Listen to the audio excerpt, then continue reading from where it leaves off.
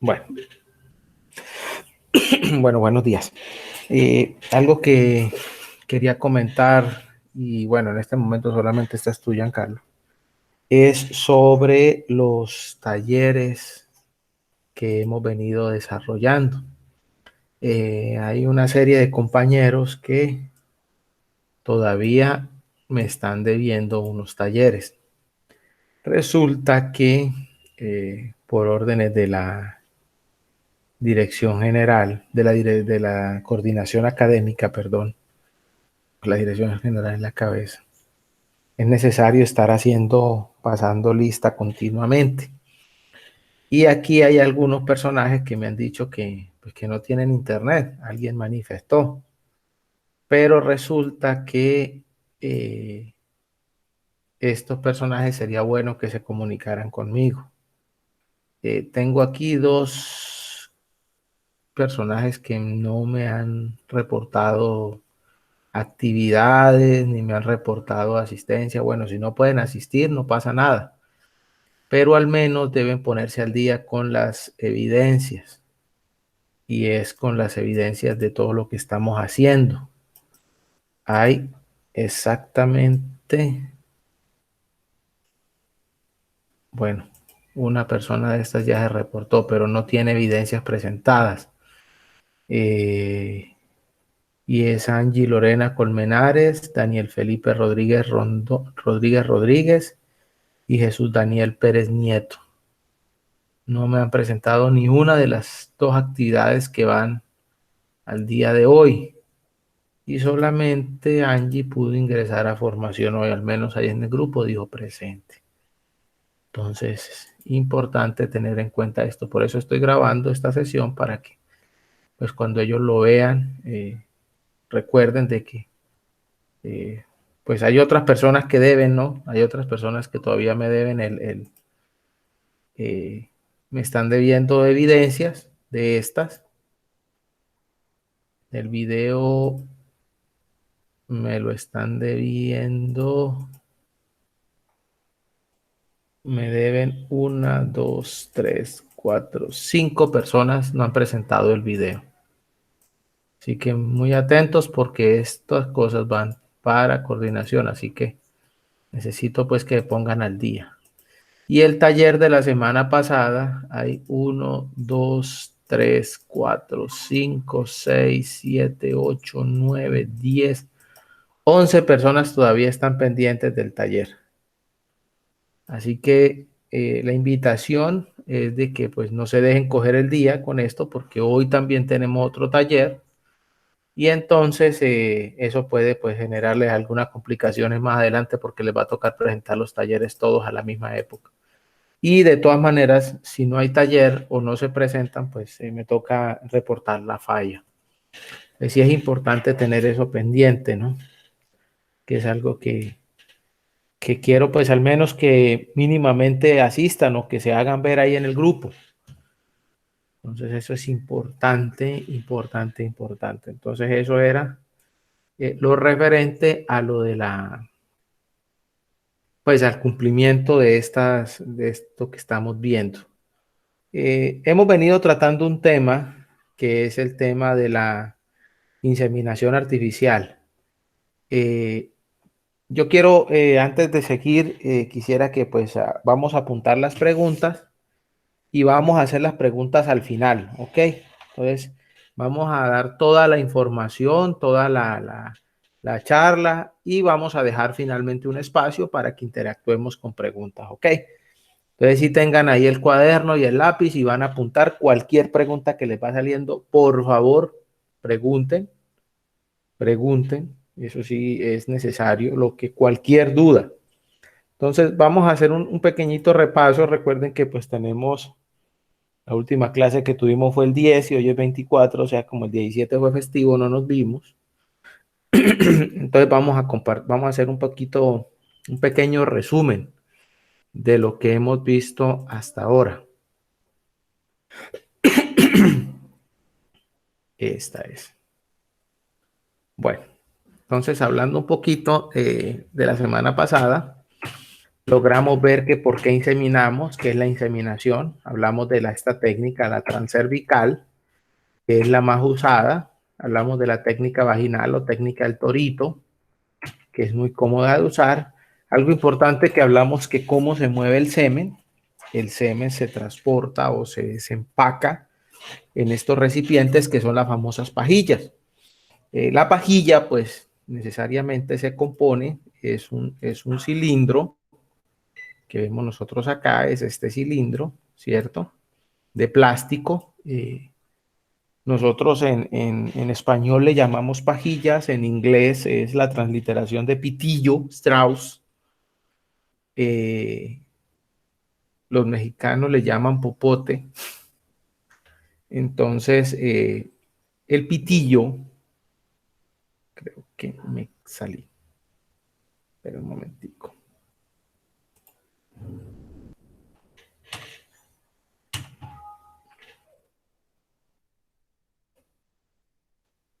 Ok, listo. Bueno, sigamos entonces. Entonces le estaba hablando de la pajilla, ¿cierto? Eh, Vale, ¿qué pasó aquí? Eso es, eso es.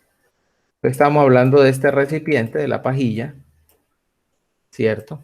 Y pues aquí, en esta parte de acá es donde vienen los espermatozoides empacados, ¿cierto? Entonces ellos vienen aquí, ojo, se conservan en nitrógeno líquido, esto es importantísimo, a menos 196 grados de temperatura, que nunca se les olvide, menos 196 grados de temperatura, que nunca se les olvide esto. ¿Por qué? Porque el semen se conserva entonces con nitrógeno líquido a temperaturas de criopreservación.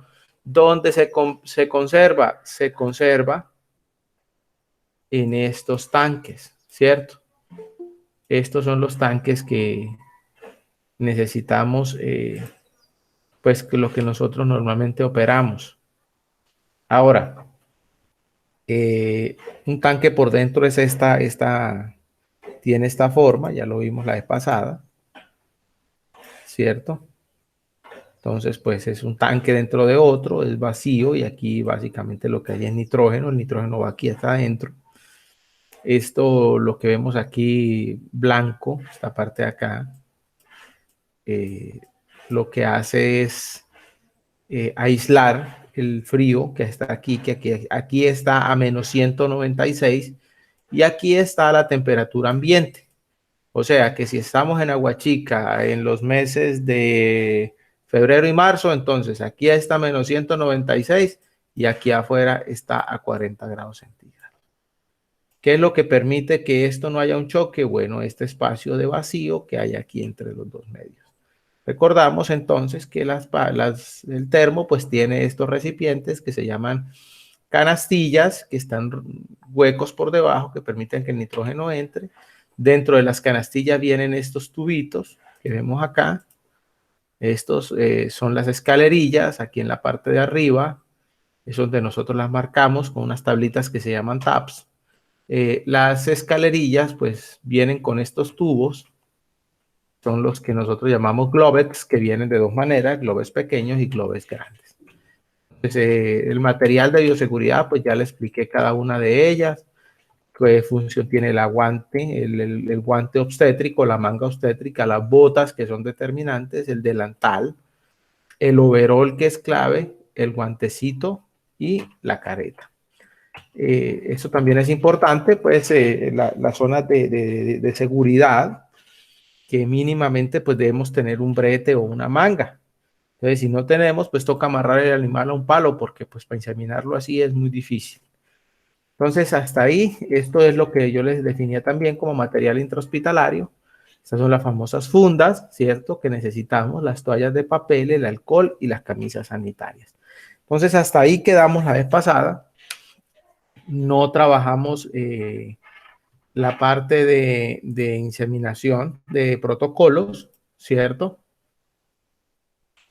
Eh, algo, algo importante también es que dentro de estos protocolos que nosotros estamos viendo, pues implica la manipulación de la inseminación. Pero antes de llegar allá, yo quería hablarles un poquito de cómo se procesa el semen, cómo nosotros somos capaces de congelar el semen bovino. Y eso es un trabajo muy bonito que de alguna manera pues nosotros hacemos en el SENA. Y pues le quiero compartir esto, esperando de que en algún momento pues podamos hacer estas prácticas y podamos tener nosotros esa posibilidad de desarrollar esto. Entonces, ¿qué es la congelación? Pues ya ustedes saben que el semen debe estar a menos 196. Ahora, ¿cómo se hace para que los espermatozoides sobrevivan? Ustedes recuerdan la vez pasada, en las primeras clases que vimos, que yo les explicaba qué es el semen. El semen no son los espermatozoides. El semen es un licor que se produce en las gónadas masculinas que tiene dos porciones, una porción líquida que se llama plasma y es el que le da el medio de sostén al semen, y está una porción sólida o celular, que es donde están los espermatozoides propiamente dicho. Dentro de los espermatozoides, pues nosotros sabemos que el volumen de eyaculado pues está correlacionado también con la cantidad de tejido testicular que hay. Entonces, un toro pequeño, o sea, un torete, no va a tener el mismo volumen o la misma cantidad de espermatozoides, perdón, no volumen, concentración, no va a tener la misma cantidad de espermatozoides que un toro adulto. O sea, un toro joven tiene testículo pequeño, un toro adulto tiene testículo grande. Entonces, esa correlación tejido-espermatozoide también es interesante en esto. Como les venía diciendo entonces, el semen tiene la porción líquida y la porción celular. Los espermatozoides pues se forman en el parénquima del testículo, en las células de Sertoli, y finalmente ellos pues salen al exterior mediante el eyaculado. ¿Cuántos espermatozoides puede tener un toro? Se considera que eyaculados por debajo de 200 millones de espermatozoides por centímetro cúbico están correlacionados con problemas de su fertilidad. Es decir, si un toro está eyaculando 200 millones de espermatozoides por centímetro cúbico, hay que prestarle atención, salvo que sea un toro joven. Es decir, ustedes se le toma muestra a un toro y el toro tiene 200 millones, pero es un toro que tiene 2 años, es tolerable. Pero un toro adulto, un toro de 4 años, un toro de 5 años con 200 millones de espermatozoides, ya hay que pararle bolas, porque está eyaculando poquito. Entonces hay muchas causas sanitarias, que es que alguna enfermedad que está afectando directamente la producción de la espermatogénesis o la espermiogénesis.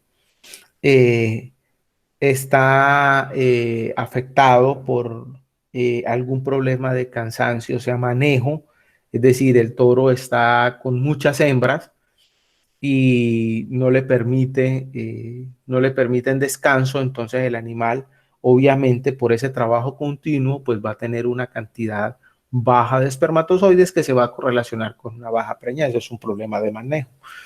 Cuando hay problemas nutricionales, sobre todo de elementos menores y de algunos déficits energéticos o proteicos, pues cuando el animal está comiendo mal, no está suplementado, entonces lo más probable es que exista esta correlación también. Entonces, como ustedes ven, hay diversos factores que pueden estar relacionados con la cantidad o con la concentración de espermatozoides que tenga el eyaculado. Ahora, ¿a qué vengo con todo esto? Pues ustedes saben que la inseminación es la inoculación de semen de alto valor genético en una hembra periovulatoria. Entonces ese semen de alto valor genético nosotros tenemos que tomárselo al toro y después de tomarlo tenemos que procesarlo. Ahora la pregunta del millón es, cómo se toma la muestra. ¿Cómo hacemos nosotros para tomar la muestra? Bueno, primero pues el semen debemos conservarlo y aquí yo pues traigo una pequeña explicación de cómo funciona que el eyaculado, o sea, que los espermatozoides sobrevivan a estas temperaturas de menos 196. Bueno, eso sobreviven mediante una técnica que se llama la criopreservación. ¿Qué es la criopreservación? Ojo, es la conservación, ojo, de la vida a temperaturas de menos 196. Quiere decir de que la criopreservación lo que busca es que la vida se conserve, la vida. Quiere decir de que cuando se descongela, el organismo debe seguir viviendo, no debe morirse, porque si se muere ya no está conservado. Entonces, para eso nosotros utilizamos muchos compuestos químicos que son criopreservantes. Para congelar semen, nosotros utilizamos el glicerol, que tiene esta fórmula química. Existe también para congelar embriones el etilenglicol, pero pues todavía no es el tema. De eso vamos a hablar más adelante, de embriones, estamos hablando de semen. Ahora, ¿cómo funciona el criopreservante? Pues aquí les tengo una pequeña lámina, una pequeña foto en la que muestra que el criopreservante entra al interior de la célula y saca el agua. Entonces, si ustedes recuerdan que las células dentro de su citosol están compuestas de agua y material, pues obviamente genético. Entonces, lo que hace el criopreservante es que saca el agua y se reemplaza el interior del interior celular. El espacio intracelular queda saturado de este criopreservante. Entonces, cuando este espermatozoide se somete a esa temperatura criogénica, pues él queda como un estado de suspensión y efectivamente pues el espermatozoide pues queda ahí congeladito hasta que vuelva a tomar la temperatura normal, es decir, de aproximadamente 35 grados centígrados o 37. Normalmente son 37 grados centígrados, entonces pongamos aquí de 35 a 37, para que el espermatozoide pues se descongele, se despierte y siga viviendo. ¿Cuánto tiempo puede vivir un espermatozoide? Pues a ver, los reportes de semen congelado en la década de los 50, después de la Segunda Guerra Mundial, o sea, después de toda esta revolución que hubo en la Segunda Guerra Mundial terminó en el 45, de ahí para acá hubo una revolución, un desarrollo grandísimo en la criopreservación. Estos espermatozoides todavía están congelados y si se descongelan todavía están vivos. Estamos hablando de más de 70 años de supervivencia, 80 años, no sé, 70 años y ahí están al día. Entonces, este proceso de criopreservación es el que nosotros utilizamos. Ahora, ¿cómo lo hacemos? Pues inicialmente debemos extraer la muestra del toro. ¿Cómo tomamos la muestra del toro? Bueno, nosotros en Agua Chica, en el Centro Agroempresarial, utilizamos dos técnicas. Una de ellas es el electroyaculador. ¿Qué es el electroyaculador? Es un equipo que consta de esta cajita que es la caja de impulsión o la caja de control y este otro equipo que es la probe o bala, y lo que hace es esto que ven ustedes aquí como color cobre, pues esos son contactos o esos son electrodos de cobre. Esto va por vía rectal y da impulsos rectales da impulsos vía rectal y lo que hace es estimular el aparato reproductivo del macho y estimula para que él eyacule. Entonces esto pues viene con programación, esto se puede trabajar manual, se puede trabajar de modo automático. Esto pues es muy seguro. Ojo, esto es para bovinos, para rumiantes, también se puede utilizar en pequeños rumiantes, no se puede utilizar en solípedos, en caballos, ni en burros, ni no, esto no, esto es exclusivo para rumiantes. Los pequeños rumiantes también se pueden electroyacular. Las ovejas y las cabras, bueno, los machos. Entonces este equipo pues es uno de los más usados. Nosotros este equipo lo usamos continuamente en el centro y tenemos este equipo. El otro es la vagina artificial. ¿Qué es la vagina artificial? Pues es este cilindro que normalmente en su interior lleva una funda, normalmente rugosa o lisa, pues ahí depende también el animal. Esta funda, este plástico con el que la recubre, pues de manera hermética por este punto de válvula, que esta válvula que vemos aquí, adicionamos agua tibia aproximadamente a 37 grados centígrados, la llenamos y después cerramos y con la parte final de la válvula esta le adicionamos aire, o sea, soplamos y cerramos y el animal, pues lo que hacemos es que el animal monta una vaca o un maniquí. Nosotros antes de que ocurra la estocada, lo que hacemos es desviar el pene y que el glande penetre aquí la vagina y tan pronto haya contacto, pues el toro eyacula en este cilindro y aquí en la parte final nosotros tenemos un cono de recolección y aquí tomamos la muestra de semen. Dentro de los dos, pues ambos son utilizados. El menos traumático, pues obviamente sería la vagina artificial, pero pues debemos tener el toro entrenado para que pues en el momento en el que vaya a copular la hembra, él tolere a una persona al lado, porque hay algunos animales que no lo toleran y se vuelven extremadamente agresivos. Entonces hay que manejar esto. También debemos tener la hembra estrogenizada de manera tal de que tenga el sitio del guacal cuando el animal se monte, ella no tome para ningún lado, sino que quede quieta y también tolere a un ser humano al lado haciéndoles manipulaciones. Entonces este proceso es muy bonito, pero pues tiene un riesgo laboral para nosotros los técnicos, que de alguna manera, pues cuando el toro está entrenado, pues es muy fácil, pero cuando no, es bastante riesgoso. Que contar con cierto entrenamiento y cierto acostumbramiento al toro para que él pueda realizar todas estas labores. El electroeyaculador, pues si no necesita ningún entrenamiento, lo que hace es que el animal se entra a la manga, se asegura para que no se vaya a echar, pues se le hace el procedimiento, es un masaje de las glándulas accesorias, se introduce la proba y se empiezan a enviar pulsos eléctricos y se va evaluando el efecto.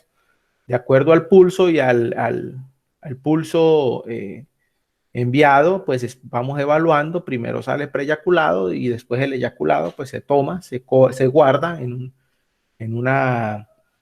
un tubito o en una funda plástica que venden para esto, un cono de colecta y pues de ahí procedemos al laboratorio.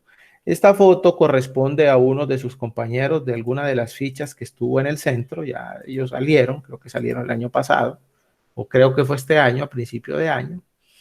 Ellos ahí, ¿qué estamos haciendo? Estamos evaluando el semen para congelarlo. Entonces ya traemos la muestra del semen del laboratorio y lo que hacemos es contar los espermatozoides. ¿Cómo así? Sí, señor.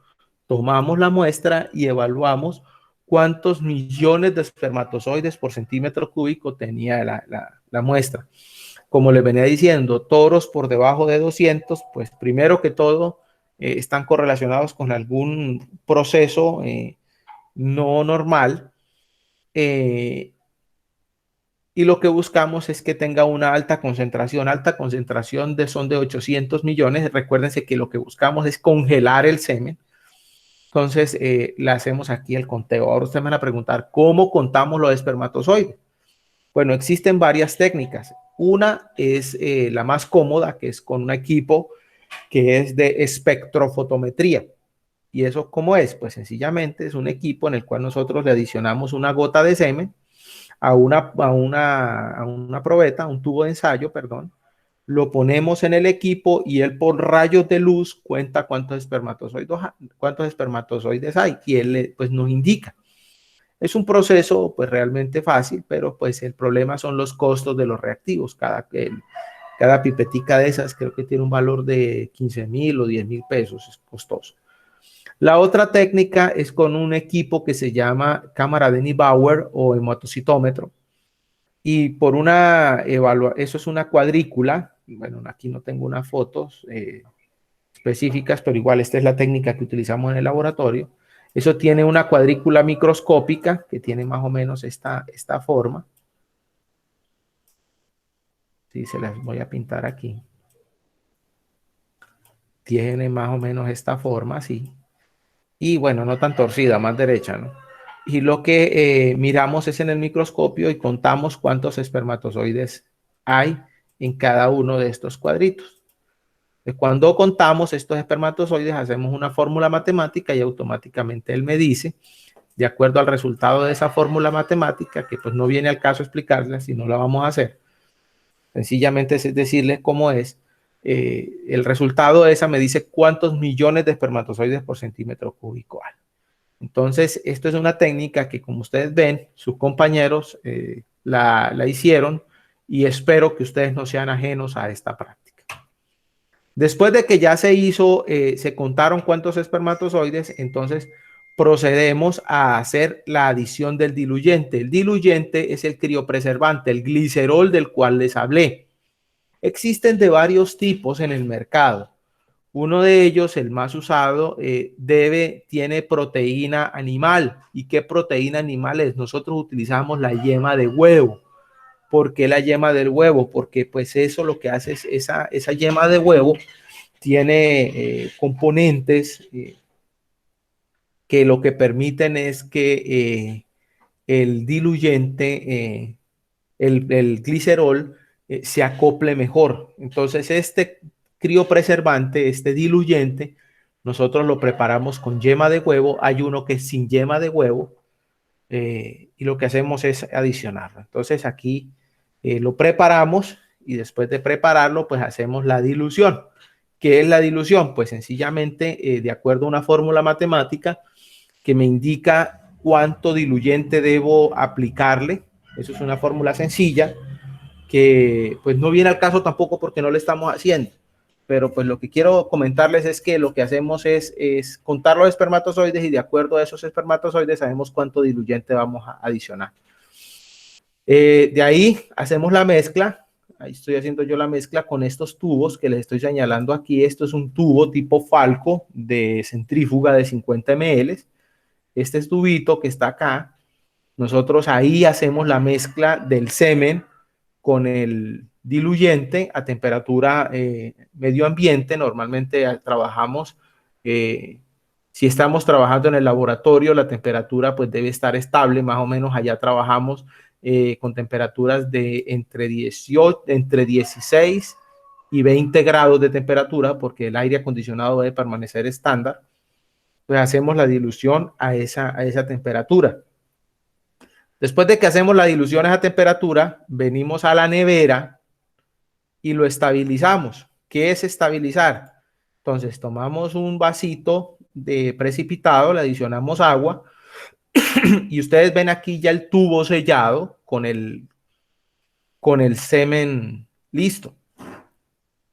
Entonces cuando ya está aquí esto, pues lo dejamos por un espacio aproximadamente de 3 a 4 horas y después de que ya esté estabilizado, venimos y lo empacamos aquí en las pajillas. Esto que ven ustedes aquí ya son las pajillas empacadas, las que les conté ahorita que estamos hablando. Son los tubos cilíndricos con su respectivo émbolo y la punta está sellada con un balín metálico. Esto aquí, después de que se empacan, permanecen una hora más y posteriormente se congelan con gases de nitrógeno. No tengo aquí la foto, pero les voy a compartir un video de una congelación de semen que hicimos nosotros la vez pasada. Entonces, con eso, pues ya tenemos una idea de cómo se congela el semen. Voy a dejar hasta acá para que ustedes tengan un espacio de hacer preguntas para poder continuar. Entonces, todas las preguntas que tengan quedan ahí disponibles. Quedo atento entonces a escucharlos.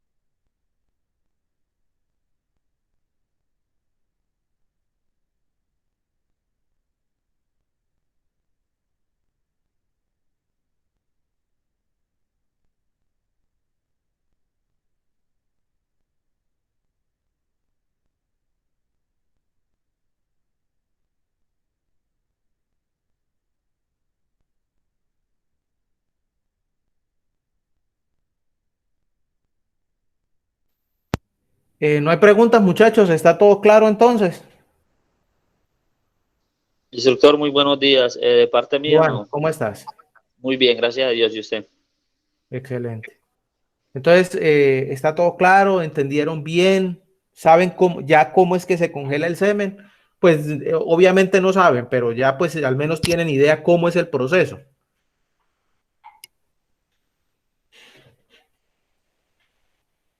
¿Sí? Entonces está claro como el agua, Sí, el señor, sí, río, señor. Magdalena.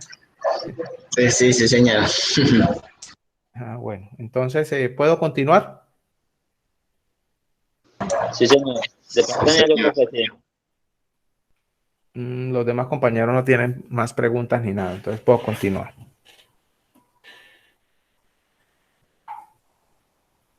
Bueno, entonces continúo.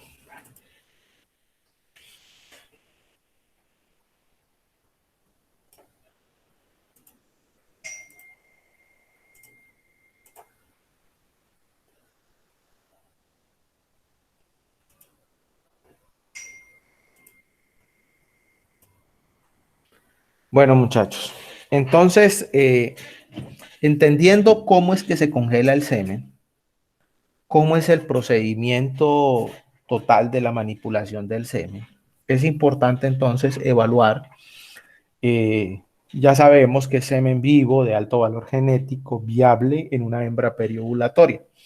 Ahora, la hembra periovulatoria hay de dos maneras para identificarla. Una de ellas es utilizando marcadores o pues el famoso celo visto. Esto lo hablamos alguna vez. ¿En qué se fundamenta? Pues es que sencillamente lo que hacemos es mirar a ver cuál hembra está en celo y pues la utilizamos, la apartamos y la inseminamos utilizando la regla AMPM. Ustedes saben que si la vaca entró en celo en la mañana y la identificamos en la mañana, identificando pues la técnica que sabemos que la única manera de saber que la hembra está en celo es que la montan y se queda quieta. ¿Quién la monta? Pues las otras vacas. El efecto de las feromonas en las otras vacas genera que la monten. Y cuando la montan y ella se quedó quietica, sabemos exactamente que esa hembra está en celo.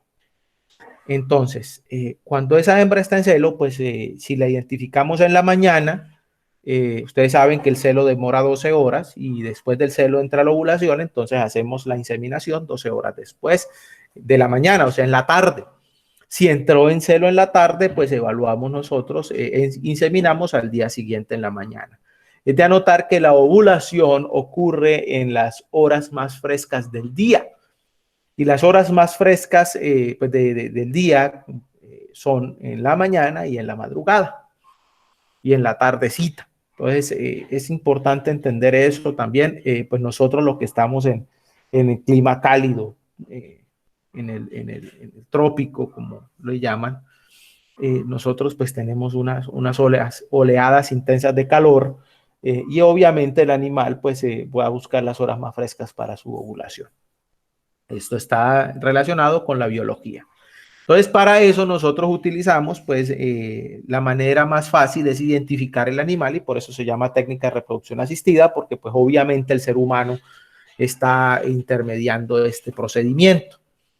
¿Cómo lo identificamos? Pues hay que ir al lote, revolver el lote, mirar la vaca, esperar que la monten y saber cuál es la que se queda quieta. Esa es la manera de hacer, de detectar celo, de detectar el celo fácilmente. En algunas ganaderías utilizan marcadores. ¿Qué son los marcadores? Bueno, uno de ellos, creo que tengo esas láminas por acá o no. A ver, no, no las tengo por aquí. Esos marcadores, ¿qué son? Esperen que creo que yo tengo esa presentación por acá y queda un poquito más fácil. Creo que es esta. No, no la tengo por acá. Listo, sigamos acá.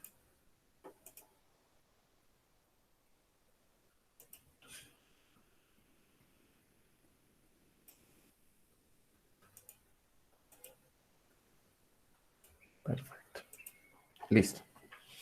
Entonces, ¿qué utilizamos? Utilizamos machos desviados, toros con con una alteración una alteración quirúrgica del prepucio, que es lo que hacemos es hacer una cirugía.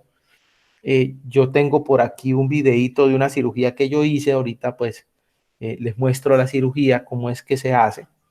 Lo que hacemos es desviar el prepucio, lo desviamos aproximadamente 45 grados, de manera tal de que cuando el macho monte la hembra, pues obviamente no va a generarle estocada, sino que el pene va a salir por un lado. Ese macho se llama toro desviado, en algunas ganaderías lo llaman macho calentador, y lo que sirve es, normalmente se le pone un equipo, un arnés, se le pone en la cabeza como un cabezal, así como un cabestro, y él en la punta, en la parte de abajo, como una especie de barbuquejo, en el mentón tiene un tanque de tinta. Esa tinta tiene un cilindro que funciona como la puntica del lapicero. Si ustedes ven los lapiceros normales, tienen es como un balín, y lo que hace es lo mismo. El animal, cuando monta la hembra, pues hace rodar ese balín y la va a pintar. Entonces es muy sencillo. Cuando ustedes van a inseminar, van en la mañana y pues sencillamente la hembra que está pintada, pues él la montó y se le quedó quieta. Pues obviamente para que la haya pintado se tiene que haber quedado quieta, y para que él le haya podido mostrar o sacar dejar esa marca. Pues la que así sencillamente se aparta y se deja. Ahora, ¿qué implica esto? Pues tener el macho calentador, conseguir el chimbol. El chimbol es el equipo este que les estoy diciendo. Vamos a ver si puedo, me van a disculpar la manera, pero creo que están viendo ahí. Lo que pasa es que yo cambié de computador y eso lo tenía en otro lado. Bueno, mire, no sé si están viendo. Esto es un chimbol. Me disculpa la manera de que no lo tenía aquí a la mano y que haya utilizado una imagen así de esa manera. Esto es un chimbol, esto es un macho calentador. Entonces, lo que hace el animal es, pues, cuando monta, pues este cilindro lo que hace es, este balín, esta bola grande de acero, lo que hace es que el animal, pues, pinte a la otra. Ahora, el problema de esto es sencillo. El problema es que cuando está lloviendo y la cosita está lloviendo, pues se puede borrarse la tinta. O la otra también es que el cilindro hay que estarlo llenando de tinta, porque se puede quedar sin tinta, y si se queda sin tinta, pues la misma vaina que nada, que no marca. Y en climas calientes como nosotros en el de Agua Chica, pues hay que estar pendiente de que no vaya a generar lesiones, porque es muy fácil de que el animal se lesione, se raspe, le pele y se llene de gusanos. Entonces esas miasis también son peligrosas. Entonces hay que tener mucho cuidado con eso. Otras técnicas que utilizan también con los marcadores es el cámar. El cámar es un cilindro de tinta que se le pone en la base de la cola al animal, de manera de que cuando otra hembra la monte, o cuando o cuando el calentador la monte, pues explota la puntica esa, y lo que va a generar pues es que se riega la tinta, y ya sabemos que la que pues se regó es la que estuvo en celo. Ahora, ¿qué problemas hay? Pues igual de que si está lloviendo, de que si es un potrero que está enmalezado, puede tumbar el depósito de tinta, puede que el animal la bote y no necesariamente exista la marcación. Existen otros equipos, uno de ellos que es electrónico, que lo que hace es insertársele un chip en el lomo a la vaca, y al toro calentador se le pone un sensor en el especie de chimbol, de manera que cuando él se le monte, y pues lo que hace es activar el sensor, el chip que tiene la hembra, y esa señal, mediante el arnés que tiene el toro calentador, pues me llega a mi celular, y es algo muy bueno, es bastante interesante. Personalmente nunca lo he utilizado, pero pues se ve muy interesante ese procedimiento. Entre las técnicas de detección de celo, manualmente.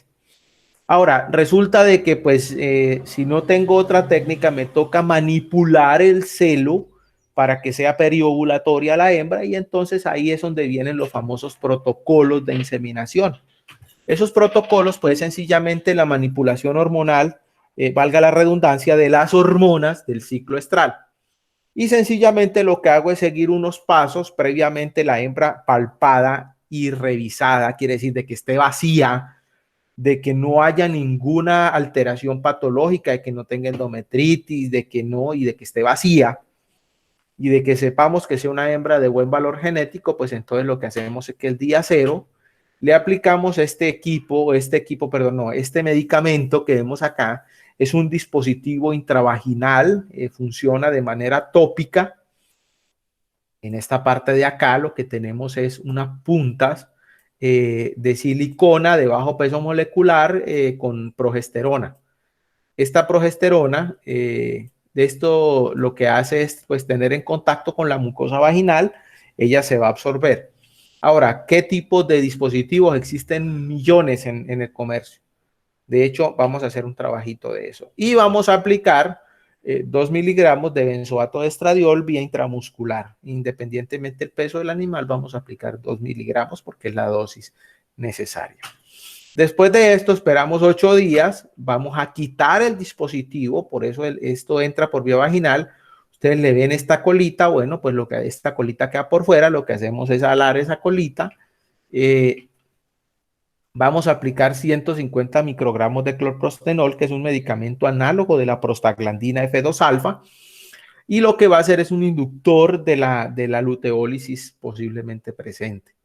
Esos 150 microgramos de clorprostenol, pues existen muchos productos análogos de la prostaglandina, pero este es el que en el mercado ahorita está, pues digamos que tomando la parada, pues porque es un medicamento comparado con los otros, es el más económico y es el de mejor manejo. ¿Tiene problemas? Sí, sobre todo quien lo manipula, no tiene que tener problemas de asma, secuelas de coronavirus, y tampoco lo pueden manipular mujeres embarazadas. Y aplicamos 400 unidades internacionales de SG. Esa SG es gonadotropina coriónica equina. Este producto lo que hacemos es un preparado, se prepara así como la penicilina, se le adiciona el agua, se sacan, se preparan las 400 unidades internacionales, que más adelante le voy a enseñar cómo hacer la dosificación. Y estas dos se aplican por vía intramuscular profunda el día 8, no hacemos más.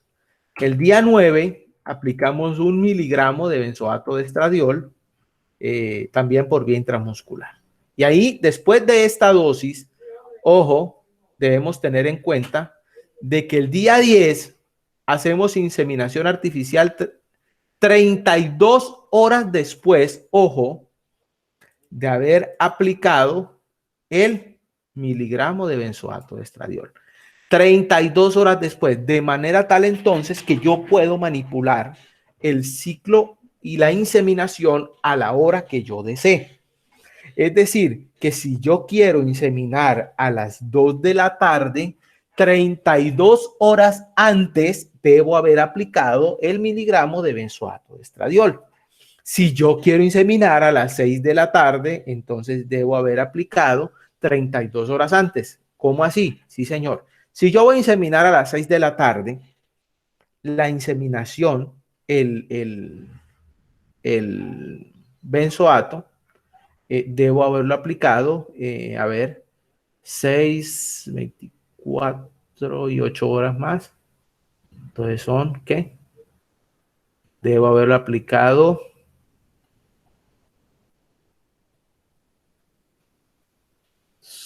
si le voy a inseminar a las 8, a las 6 del día, a las 6 de la tarde del día anterior, serían 24 y 4 horas, serían más o menos a las 10 de la mañana. 2, de 2, a ver, 2, 3, 4, 5, 6, 6, no, a las 2 no, 6. A las 10 de la mañana, 10, 11, 12, 1, 2, 3, 4, 5 y 6. Sí, a las 10 de la mañana. Si la aplico a las 10 de la mañana, son 8 horas más y 8 más 24 da 32. Entonces, ojo, de 30 a 32. Normalmente trabajamos con los rangos más altos cuando trabajamos volúmenes de ganado, pero cuando trabajamos unas poquitas podemos trabajar con 32. Entonces, acuérdense, 32 horas. Este ejercicio es importante que lo hagan ustedes, que se sienten allá y hagan unas programaciones hipotéticas para saber más o menos cuánto tiempo da.